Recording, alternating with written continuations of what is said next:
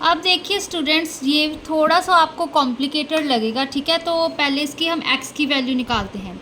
Solution देखो सबसे पहले। अब देखो यहाँ पर हम 4/1 लिख ही सकते हैं, कोई फ़र्क नहीं पड़ता, ठीक है। तो ये p/q की फॉर्म बन गया। अब देखो, अब ये भी एक तरह से एक नंबर है, एक ये भी नंबर है, ठीक है। इनको हम इनके साथ क्रॉस मल्टीप्लाई कर ही सकते हैं, कोई फ़र्क नहीं पड़ता, ठीक है ना। देखो अब 1 को हम क्रॉस मल्टीप्लाई कर रहे हैं 2x + 14 के साथ। यहाँ पे क्या है 4, इसको करेंगे 3x + 6 के साथ, ठीक है। तो ये अब इसको हम सिंपली सॉल्व कर देते हैं। क्या आएगा 2x + 14, क्योंकि यहाँ पर तो 1 ही था, ठीक है। 4 3 12x + 4 6 24, ठीक है। अब 2x - 12x = 24 - 14। ये प्लस का 12x लेफ्ट हैंड साइड जाके माइनस का 12x बन गया, प्लस का 14 राइट साइड जाके माइनस का 14 बन गया। 2x - 12x minus of 10x, 12 क्योंकि बड़ा है उसके आगे माइनस का साइन है, ठीक है। 12 में से 2 गए 10 होते हैं। 24 - 14 हो गया हमारे पास 10, ठीक है ना। तो अब देखो x की वैल्यू क्या आएगी 10/-10। तो बेसिकली x की वैल्यू है -1, ठीक है। अब देखो ये -10 x के साथ मल्टीप्लाई हो रहा, ठीक है। तो इस ये राइट साइड जाके क्या हो जाएगा डिनोमिनेटर में चला जाएगा, ठीक है, इसका रेसिप्रोकल हो जाएगा। तो अब ये 10 से ये 10 कैंसिल हो गया, ठीक है। तो यहाँ पे अकेला माइनस बचा, तो इसका आंसर -1 आ गया, ठीक है।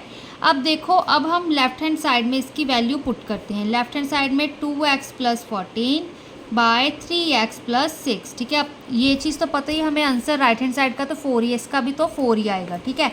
तो अब देखो यहाँ पे अगर है ना p/q की फॉर्म में होता, कोई रैशनल नंबर होता तो कॉम्प्लिकेटेड हो जाना था, बट यहाँ पे x की वैल्यू -1 होगी तो ये इजी बन गया, ठीक है। अब देखो 2x की वैल्यू यहाँ पे पुट करी -1 + 14, ठीक है। फिर यहाँ पे 3x की वैल्यू -1 + 6, ठीक है। अब इसको सॉल्व करो, देखो क्या आएगा हमारे पास 2 × 1 2, यहाँ पे माइनस, ठीक है, +14 एंड यहाँ पर 3 × -1 -3 + 6, ठीक है।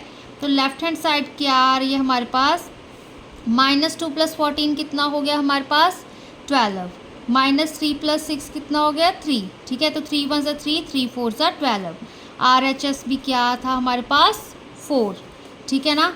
तो x = -1 क्या आ गया is the solution of given equation, ठीक है। तो आप यहाँ पे लिख दो left hand side = right hand side. तो ये ठीक है, इस क्वेश्चन का आंसर आ गया। अब नेक्स्ट पार्ट देखो, बहुत ही इजी है, ठीक है। यहाँ तो फिर x सारे कॉमन निकालो यहाँ पर, ठीक है। तो अगर मैं कॉमन निकाल लूँ, नहीं ऐसे ही एलसीएम लेते हैं, ठीक है, कॉमन नहीं निकालूंगी। यहाँ पे पहले देख लो 4 है 3 है 2 है, ठीक है। हाईएस्ट HCF निकालते हैं इसका, ठीक है। 2 2 = 4, यहाँ पे 3, 2 1 = 2, 2 1 = 2, यहाँ पे 3, ठीक है। फिर 3 1 = 3, ठीक है ना। तो 2 2 = 4, 4 3 = 12, 12 हमारा यहाँ पे एलसीएम आ गया। अब 2 6 × 12 होता है तो यहाँ पे 6x आ गया। 3 4 × 12 होता है तो यहाँ पे 4x आ गया। 4 3 × 12 होता है तो यहाँ पे 3 आ गया, ठीक है ना, = 7।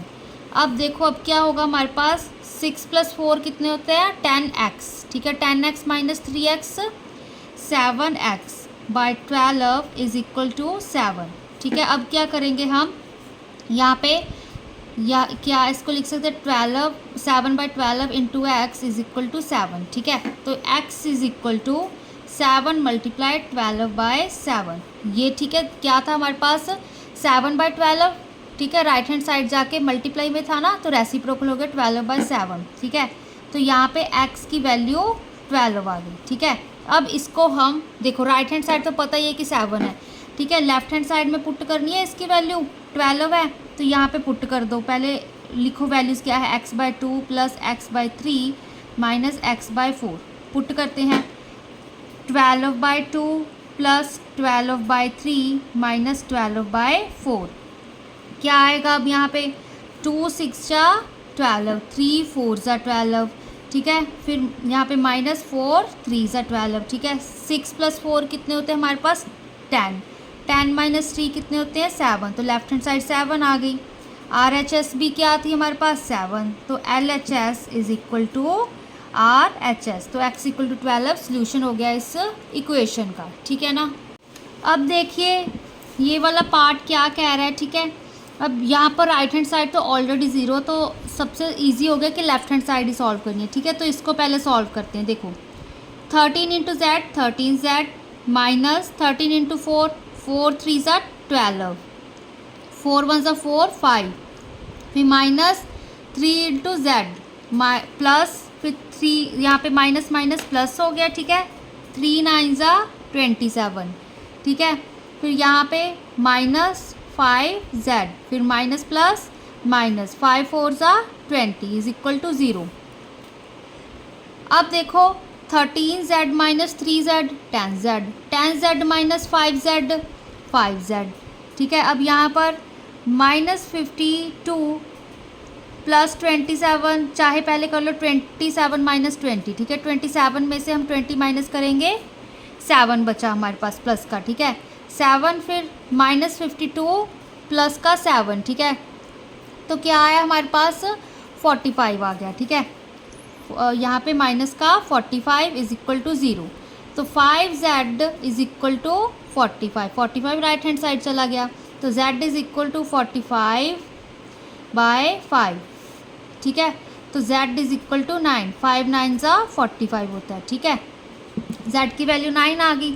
अब लेफ्ट हैंड साइड में पुट करते हैं हम, ठीक है। यहीं पे सीधा पुट कर देंगे 13, z की वैल्यू है यहाँ पे 9 माइनस 4 माइनस ऑफ 3, यहाँ पे 9 माइनस 9 माइनस ऑफ 5, यहाँ पे 9 प्लस 4, ठीक है। अब यहाँ पे करो 13 9 minus 4 5 minus of 3 9 minus 9 0 minus of 5 9 plus 4 13, ठीक है। अब 13 इंटू 5 कितना हो गया हमारे पास 5 3 ज़ा 15 5 1 ज़ा 5 6 65 minus 65 is equal to 0, 5 into 13 है ना यहाँ पर भी, ठीक है। तो ये 0 आ गया। RHS भी क्या था हमारे पास 0, तो left hand side is equal to right hand side, ठीक है। तो ये इसका आंसर आ गया। तो हम कह सकते हैं z equal to 9 is the solution of given equation. ये भी ईजीएस्ट है। इसका सोल्यूशन देखो हमारे पास क्या आएगा, सीधे ही सॉल्व करती हूँ, ठीक है। 2/3 इंटू वाई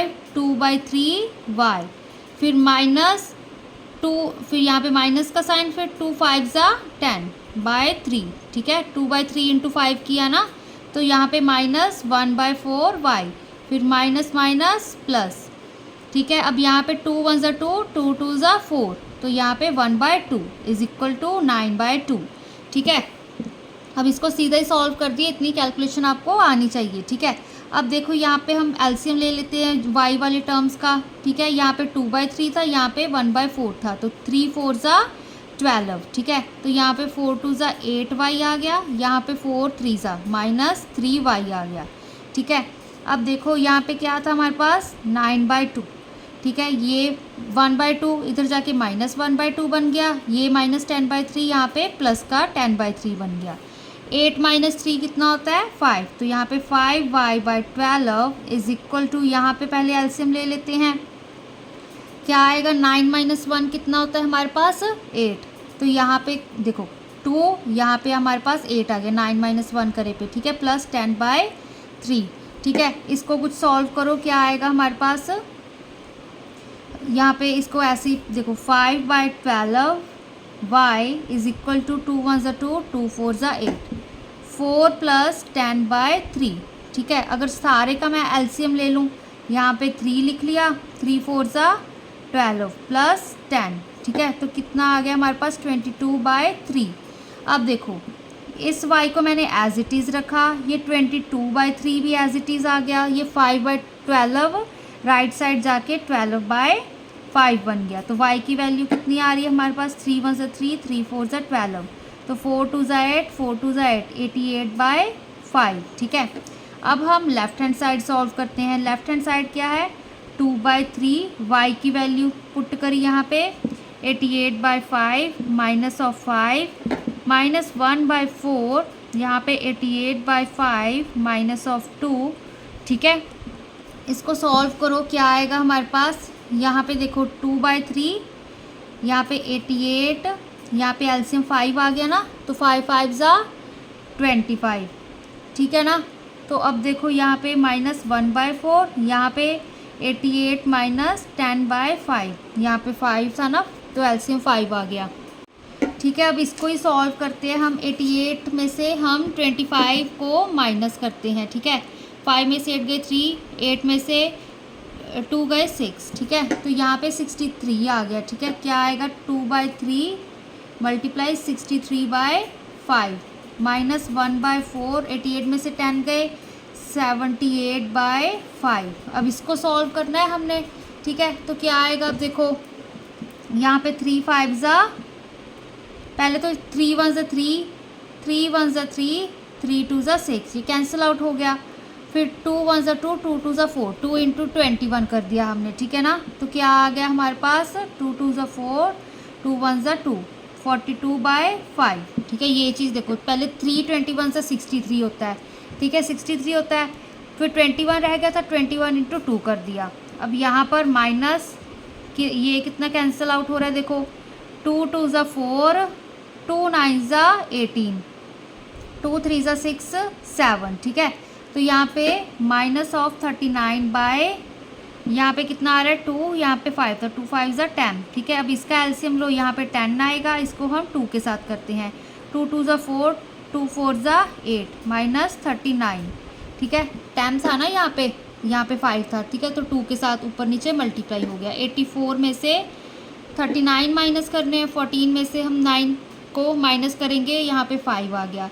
7 में से 3 गए, कितने होते हैं हमारे पास 4, = 45/10। अब इसको कटिंग करो, 5 2 ज़ा 10, 5 9 ज़ा 45, = 9/2, ठीक है। तो ये इसका आंसर आ गया लेफ्ट हैंड साइड का। यहाँ पे साइड पे ही लिख देती हूँ, ठीक है। राइट हैंड साइड भी क्या थी हमारे पास, 9/2।